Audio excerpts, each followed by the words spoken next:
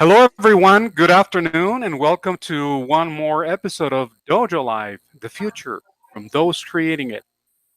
And well, joining me today from our Chihuahua office is my fellow teammate Mariel Navarro. Mariel, it's a pleasure to have you here as ever. So thank you Thank for you, the short Carlos. notice. Okay, yeah, it's good to have you here, Mariel, as ever. So, and last but not least, I would like to welcome our guest. Uh, his name is Dmitry Shapiro. He is the CEO and co-founder of GoMeta.io. And it's a pleasure to have you here, Dmitry, and an honor. Welcome to today's conversation on Dojo Live. Thanks so much, Carlos. Absolutely, it's our pleasure. So, Dmitry, first of all, one of the things that I would like to, what I usually do with our guests is start with the beginning. So tell us about, before we get into today's topic, tell us about you, a little bit about you, and also, of course, a little bit about GoMeta, and then we'll move on to today's topic. Sure. So I was born in Russia and moved to the United States when I was 10 years old in 1979. Hmm. And when I was 14 years old, I went to the movie theater and I saw this movie, War Games, Hmm. with Matthew Broderick, and Yes. came home and instantly said to my parents, I need a computer. Now Yeah. we were quite poor, so I didn't get a computer right away. So I spent my teen years uh, between the little computer lab in our high school, and later on I got a computer of my own, an Apple II, and was just fascinated by this ability to be able to create something tangible out of writing words, on a Hmm. keyboard. And you could create logic, and you could create interaction, you could create all of this. And then ended up studying electrical engineering in college, although I've never done a day of electrical engineering. And then, since graduating college many years ago now, uh, I was an engineer. I worked as a developer writing software. I was a product manager at Google most recently. I was the chief technology officer of MySpace Music, which is the joint venture between MySpace and the music labels. And then I founded two other venture-backed companies. One was a enterprise software cybersecurity company called Aconix Systems. Raised $34 million for that in venture capital, and built that, and then moved on. Had replaced myself with another CEO, and sort of let that ship continue to sail. After 5 years, I left to start another company called VO Networks, and it was one of the early major competitors to YouTube. Raised $70 million for that, 70, and Oh, ended up getting sued out of existence by Universal Music Group, the world's largest music company. oh. S- yeah, sued us for copyright infringement. We ended up winning a lawsuit, winning two appeals, but they still basically forced us into bankruptcy. So it was a ugly story. Hmm. Oh, okay. Well, I was just, I was so getting into the story, which, and you suddenly stopped, and I was like, "Hey, tell me more. I mean, what can we learn about all this?" Oh well, yeah. There's so much stuff to learn. You could do many podcasts just about that. Um, the most important thing to learn is that after you go up in a rocket like that, and then that rocket crashes in this big grandiose way, that you learn to stand back up and dust yourself off, and go do it again, and you do it again and again and again. And by the way, I think this is sort of an important part of what I want to talk about later in my talk, of like how we should start thinking about app development, and how we might not be thinking about it in the right way at Hmm. this time, which is what my current company focuses on. The company is called GoMeta, but we have a platform called Kouji, which Hmm. is meant to allow more people to be able to create um, apps, uh, web apps, basically, so that can run on the Hmm. web, can run on any mobile phone, etc. And we make tools that make it much easier, much faster, more accessible. Okay. I was gonna say. I mean, I just could. I kind of refrained myself from doing so, but I was gonna say, "Greetings, Professor Falcon." Yes, it's Yeah. it's still one of my all-time favorite movies, and my kids are too young to appreciate it yet, but I look forward to watching it with them when they're older. Well, maybe you can sit down with them and say, "Shall we play a nice game of chess?" And then we'll go. You're probably Maria. You know what movie we're talking about? No. I don't think so. Yeah, it's just a couple of old guys stuff talking about. Okay, yeah. Well, I would like to move on to today's chosen topic, and which I believe that it's disrupting app development. It can't go on like this. So I'm kind of intrigued. Why did you choose this particular topic? Mhm.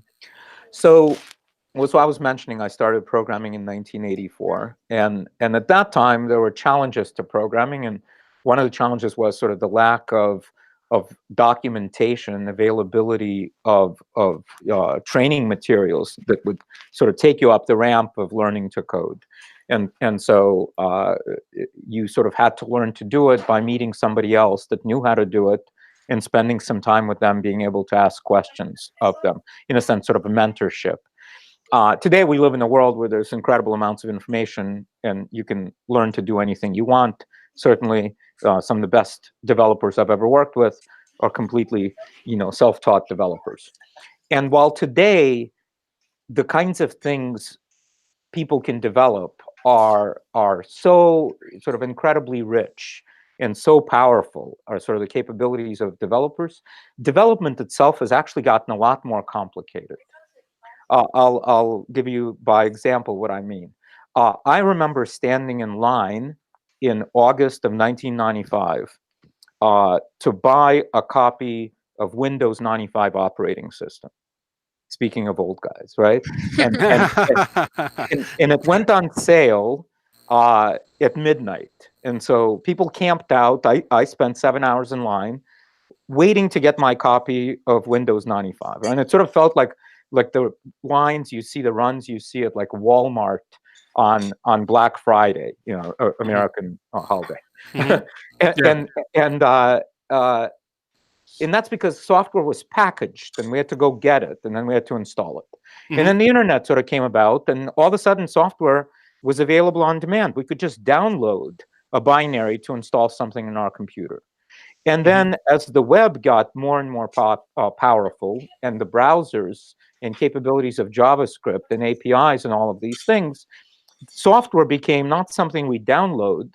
Software became a service. That's why we have this like concept of software as a service, right? It means right. there's Right. an app running in the cloud, and whenever you ask for it in your browser, it gives you the most recent copy, the most up-to-date copy, right?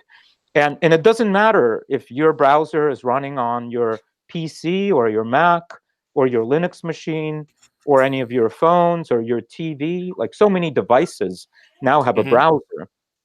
It doesn't matter as long as your browser supports, standards, HTML, CSS, JavaScript, basically. Then these apps are running cross-platform. And then, everything was going great. And then Steve Jobs, decided to kind of throw a wrench into it, right? When mhm, he decided to announce that on this amazing new device, the iPhone, the smartphone, that has a browser and you can browse the internet on your phone. That was mhm, amazing.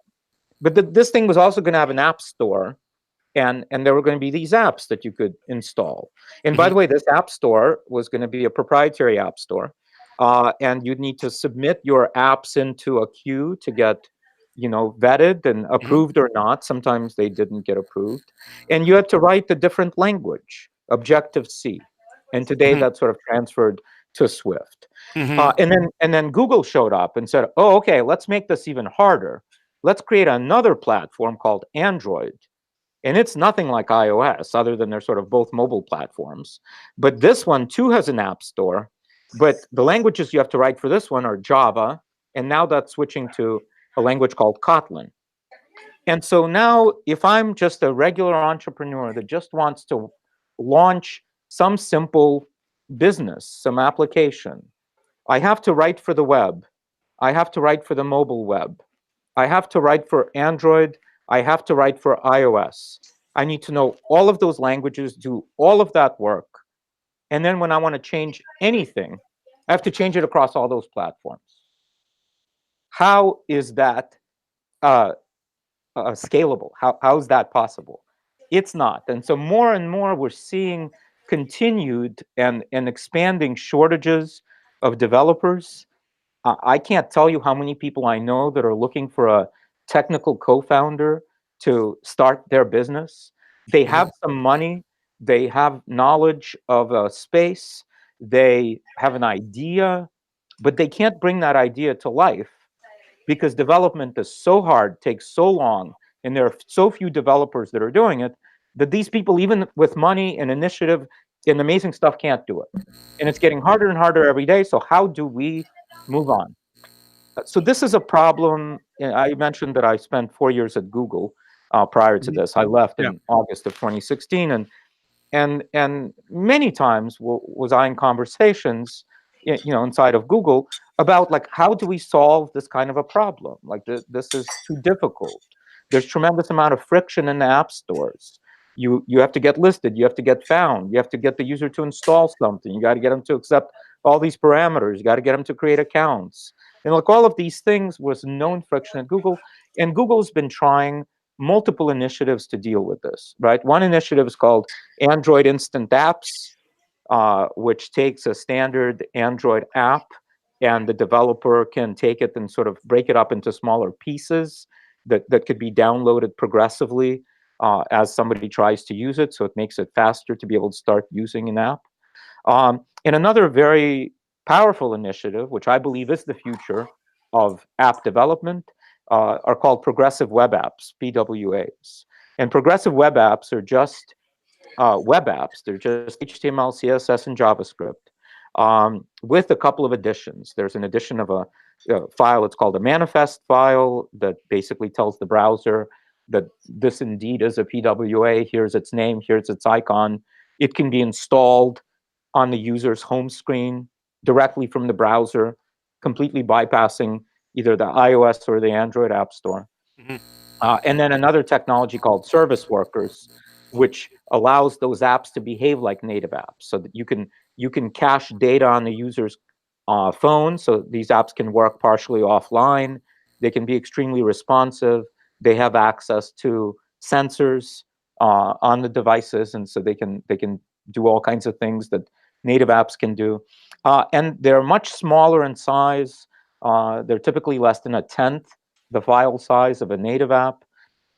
You get them for free basically as you create web apps. And so you only now need to create once and you get everything. And if you need to modify something, well, you only need to modify one code base. That's manageable. One person can do that. One person being able to do all that other stuff I told you is absurdly rare. In fact, I don't know of a single person personally that can do all of that. So you always need multiple developers around to deal with that. I hope that makes sense.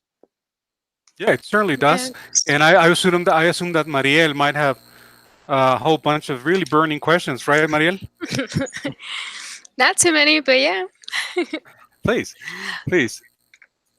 Well, first off, to be honest, I got into Koji. I started like playing around, and I was wondering, do you know if any other companies are doing the same? Any competitors that you might have? To what Koji is doing? Yes. So the short answer is we don't know of anybody doing anything like this. The longer answer is if you look at Koji, you will start to see that in a sense it's a combination of things that exist already. For example, if you took GitHub and you allowed the developers that are hosting their repositories there to specify the not only sort of licensing terms of this, but also make it into a marketplace where they could sell templates, where they could say, for you to clone this template is going to cost you $5, $20, $20,000, depending on the template. So you could say part of Koji is like a GitHub. We run our own Git server, and and so these templates that are inside of Koji are just Git repositories. Then we add to it state of the art IDE, right, editor. That's the only thing that we did not write ourselves within Kouji. It's an open source project from Microsoft called Monaco. It's what the sort of two of the fastest growing editors in the space, Atom and VS Code, both of them are built on top of this Monaco editor. So we use that in the cloud. We take advantage of the ability to be able to spin up EC2 instances on Amazon programmatically, and then spin up on top of them Docker containers with images of these templates. So again, all of these technologies are newish technologies. Some of them didn't exist just a few years ago, or at least weren't so accessible. And we put them all together to create an environment. And we sort of didn't talk about Kouji yet, right? Like maybe I can take a step back and tell our Yes. listeners kind of what the point is of Kouji. So I just got done sort of on my rant of telling you that like it takes too long, costs too much, and it's so difficult to create all of these apps, native apps, mobile apps, etc., desktop, etc. And so our company, has a platform that tries to address those issues. One of the ways it does it is by recognizing that when we developers meet people out in the street and they tell us about the idea for an app that they have, almost always they describe that idea by comparison to something else. They say it's like Airbnb, but for people that have, music recording studios at their home. It's like Uber for dog walking. It's like Twitter, but different in this way, right? It's like this game, but I would change these things about it. Almost always, it's something that exists, and they want to make it different, right? And so we lean into that, and we say, let's create a marketplace for developers to create app templates for the purpose of those app templates being cloned by makers, as we call them, and then customized. So if I, let's say, wanted to create something like Twitter, but only restricted that only people who went to my university, which is Georgia Tech, that only people who could authenticate with a georgiatech.edu email address. I just want Twitter for Georgia Tech faculty, staff, alumni, students. I can easily do that. And indeed, within Kouji today, we have a template called microblog. It is a Twitter clone, and you can clone it, and 30 seconds later, you get a development environment with your own instance of Twitter. You can modify it, some things without even touching code, by changing some global strings and picking some colors and such. And some things, you would do in code, but they might be trivially simple, like this example I'm giving you. I do demos where I launch a new Twitter in less than 5 minutes. That's restricted to Pretty Georgia cool. Tech, right? And so that's a big difference in dynamics, because if you came to me today and said, listen, Dmitry, you're a developer, I want to build something like Twitter, how much would it cost and how long would it take? Well, the statistics out there say that the average cost to get an app to market, to get an MVP, minimum viable product, is $300,000 to $1 million, and it takes 6 months to a year. And out of that, more than 80% of those projects fail. They never even launch. They just get close to launching. But by then, in a year, the industry has moved. You no longer want to launch that because you want to launch something else, or you ran out of money or time or whatever. And so the dynamics here are dramatically different. And we think if we can lower that, by the way, Kouji does a bunch of other stuff. It does deployment automation. It's collaborative. So multiple people can work together on the same code base, kind of like Google Docs. So yes, there are pieces of it that exist around, but certainly we know of nothing that sort of gives you this template marketplace, full stack development environment, deployment automation, monetization, all kinds of other things that are in it. Cool. Yeah. And by the way, if I could inject into that, think about it like this. And again, maybe it's because I spent 5 years of my life really focused on the space. When I first started pitching venture capitalists that I want to make it easy for anyone to broadcast video, this was in January of 2005, 4 months before YouTube launched in April of 2005. And VCs looked at me and said, I don't understand. This seems like a solution looking for a problem. Like, who wants to broadcast video? I don't think I know anybody who wants to broadcast. Okay. But by the way, at that time, that wasn't crazy. They were right. I too only knew a few people. Uh, and at that time, nobody was doing it because it didn't make sense to do it. And I believe that if you lowered the friction, if you allowed anyone to do it, that they would potentially start slowly with some stupid stuff, like stupid cat videos, funny cat videos. And over time, those things got better and better. It's like evolution, right? And things combined and people learn from each other. Now we have YouTube, the second largest search engine in the world, arguably the repository of everything. And by the way, in the last 3 years, a bunch of surveys have been done asking high school students what they want to be when they grow up. Back in the day, the answers were, I want to be a doctor, a lawyer, a movie star, a professional footballer, whatever. The number one answer the last 3 years is, I want to be a YouTuber. Not I want to be a celebrity, not I want to be an actor. I want to be a YouTuber. And so it's funny, looking back now, who wants to broadcast? Everyone wants to broadcast. And then the other thing they would say is like, yeah, but like, who wants to watch amateur produced video? Like, even if you could get people to create it, like, who would watch that? Like, it's going to be garbage. Like, you need a lot of money, time, talent, equipment, whatever, to create good content.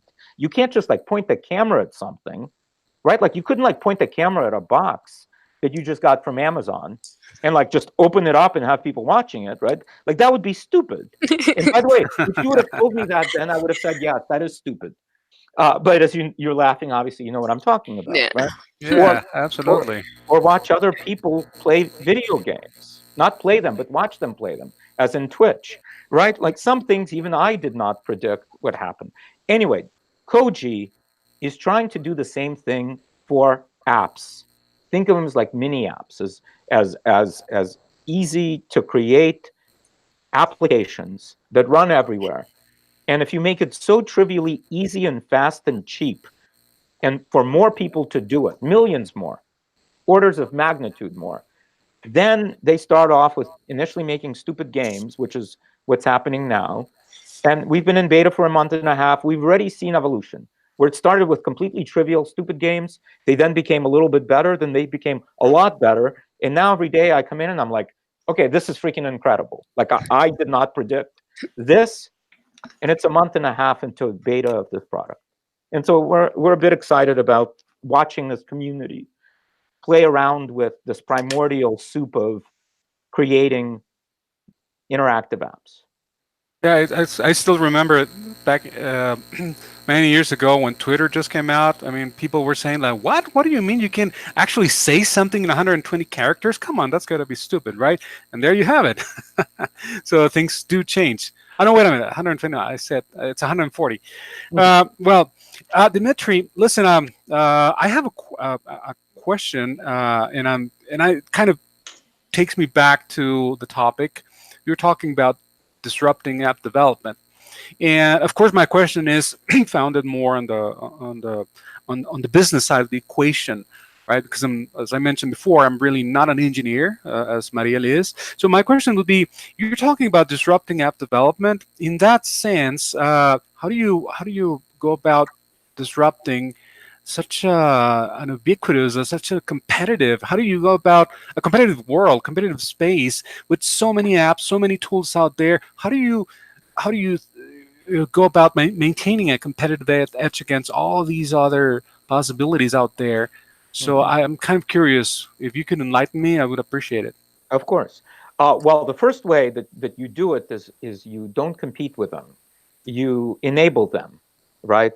Hmm. I'm a big fan of this martial art called Aikido, right? And Hmm. in it, instead of sort of pushing back against the opponent, when they come at you, you pull at them instead of push them away, and you Uh-huh. use their energy along with them. And that's our strategy here as well. We're not competing in a sense with anything people are doing. We're Okay. allowing people to write the same language that they've been writing, HTML, CSS, and JavaScript. Hmm. We're leaning into progressive web apps. And so any app that's created on Kouji is a progressive web app, which is state-of-the-art technology. All signs point to it being at least the near future of mobile apps and apps in general, Hmm. with native apps sort of losing ground to progressive web apps. There have now been many articles that have been written about this, so your audience can go and check it out. I don't have to teach them about that. There's lots of documentation there. In fact, a lot of studies even showing that progressive web apps perform better than native apps in certain applications. There's a Twitter progressive web app study that's been done. Their Hmm. PWA performs much better than native. Tinder did the same study. That did it as well. In all developing markets that you anyway, so you get the point there. And so we're leaning into all of these technologies. What Kouji does is it says the if we create a marketplace for senior developers to do what they do best, which is create the app itself, create the in this case Twitter. I was giving an example. Write a Twitter clone, right? Then create it. That's a lot of work. It requires you to be a senior full stack developer to be able to do it in a scalable fashion, yada yada. And then to that, abstract certain customizable things that you know might be most often customized by somebody who would want to make something like Twitter. Like, what would they want to customize? Obviously, they want to customize the name, the logo, all of the colors on it, privacy policy, terms of use, whatever, Hmm. and still give them access to all the code, so it's not restricted by that. The developers that are in high demand could do that hard job. It's basically specialization, and so they do the hard job of creating the shell, the thing itself, and then more junior developers can take this very hard thing, clone it, add to it, which is do more junior work to customize it to the client's needs or to their own needs, etc. Right? And there are many more of those people than there are these people. So it Hmm. extends how many people could actually work on creating a new Twitter, a new Airbnb, or a new whatever. Or again, even more simply, if it's games, and we've got now, I think, close to 24 games that are in Kouji. These things don't even require that you be a junior developer to customize them. You can customize them without even touching any code. But a senior developer had to have built the template to make that work. Hmm. But today, senior developers have to build everything, because even to customize things, to spin up a Hmm. project and take a game and customize it, today requires that you be a developer. And then to deploy it, to put it into production, well, that's a whole other specialty known as, DevOps. Hmm. And so, at Google, there are, hundreds, if not thousands, actually, I'm sure it's thousands of people that are called SREs, site reliability engineers. And Hmm. their sole job is not to write code that makes the thing work. Their sole job is keeping the thing, is deploying it, keeping it operating, scaling, etc. And Kouji does that thing for you automatically, right? And so it just creates a much larger pool of potential creators, Hmm. developers, makers, consumers, remixers, whatever. I see. Oh, well, you know what? We're approaching the final minutes of today's conversation, so I would like to take advantage of those. And, I would like to pass on the mic to Mariel. Mariel, do you have any other questions for Dmitry about today's chosen topic? Well, just one final question Please. related to maybe limitations or any challenges that you have, and how are you addressing those? I'm sorry, the limitations of the platform or limitations of running a startup, or sorry. Well, maybe maybe the project in general, like for example, in regards to of people working on it, adapting it. I see. Yeah, great question. So we have a small core team of people here. There's 10 of us now that are working on this. But the point of Koji is to foster a community of developers that are creating templates, makers that are taking those templates, cloning them, and creating apps, and then consumers that are playing with those apps. And so we have a community growing across all those types of people. There are hundreds now, under 1,000, but hundreds of developers that we know of that are creating templates. Some templates have already been approved, and so we've got about 36 templates in the store now. We think we'll break 100 in a matter of a couple of weeks, and that's accelerating. Over 300 developers have contacted me over the last 3 days. We actually put an ad up on Stack Overflow that we're looking for developers, and that's been very successful in getting a bunch of people to show up and say, "Oh wow, this is really interesting." So we think that's happening. We've seen a number of success stories already on the maker side. There are people who are actually starting small businesses where they will be creating games, in this case, for special occasions, for birthdays, weddings, Father's Day. And so this woman that's starting business actually made an app for me for Father's Day because I've got three young kids, and it's a game made on Kouji. And she's a non-techie. She's in the insurance business, but Kouji has enabled her to be an app maker and to start a business. There's another one. There's a talent agent for a YouTube personality that created a little Candy Crush game for her, and she posted it on Instagram, and 25,000 people showed up and played that game, and he did it in 15 minutes and said, "Wow, that's amazing. What could I do in 30 minutes?" And so we're starting to see these kinds of success stories precipitate out, and then we're seeing tons of what I mean in the most glorious ways, what I would call incredibly amazing stupid ideas, right? Meaning Cool. they are Sorry. wonderful. They are the Mhm. kinds of things that would have never, ever, ever, ever, ever been created because nobody would have done them. No developer would have chosen to build something like that. Nobody that's not a developer could have even attempted it. But now you got like kids that are showing up, teenagers, and they're creating apps and they're creating games. And I, as an adult, look at them and I say, I guess I get it, what they're trying to do, and it's amazing. It's not something I would have created, but that's what's beautiful about it. It's the long tail. Just like we have a long tail of video, we're starting to see the beginnings of a long tail of apps. Dmitry, we're about to wrap up today's conversation. So, and just please note that a lot of our viewers are uh, software engineers, software developers, and interested in developing apps for games. And we also have uh, maybe entrepreneurs in tech.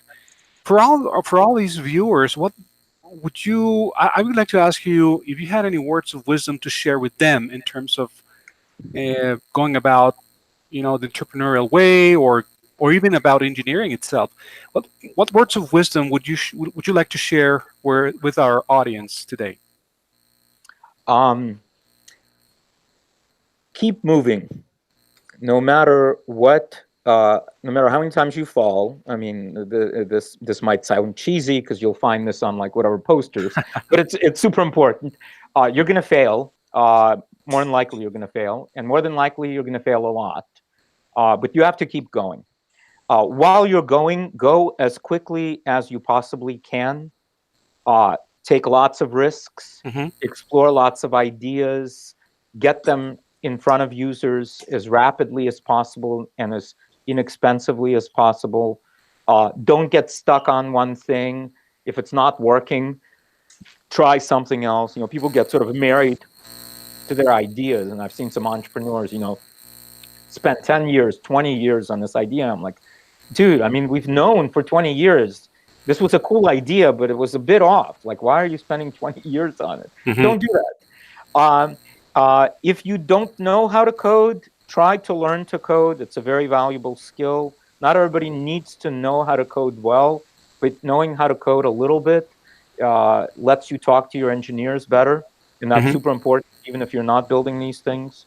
Uh, Look out for tools. Obviously, that's what GoKoji.com tries to do, is to create a tool that lets you do those things much faster, easier, and throw more stuff at the wall. By the way, Hmm. specifically if it's like entertainment type stuff, if it's like games you're creating, nobody knows what game is going to be successful. I mean, Flappy Bird was successful. Would Flappy Duck have done as well? Nobody knows. It's a matter of luck primarily, with a bit of good engineering and skill. It's like, in my mind, it's like 99% luck with 1% engineering and skill. And great. And if that's the case, then make it a function of how many times can you put put shots on goal, right? Or shoot at the target, or throw stuff at the wall. If you can do that many, many, many, many times, you have a much larger chance of aligning, the perfect storm of things coming together Hmm. and things taking off. And I see people moving slowly. They look at it more like sort of like aiming a sniper rifle at something, and they'll sit there for, you know, months, years, like I said, sometimes over a decade, and aim at this thing instead of just shoot, shoot, shoot, shoot, shoot, shoot, shoot. Right? Uh-huh. Anyway, sorry to blast you with all of these different metaphors for this No, thing. that's perfect. Actually, that's what we're here for, to share all these pearls of wisdom with our audience as we wrap up today's conversation.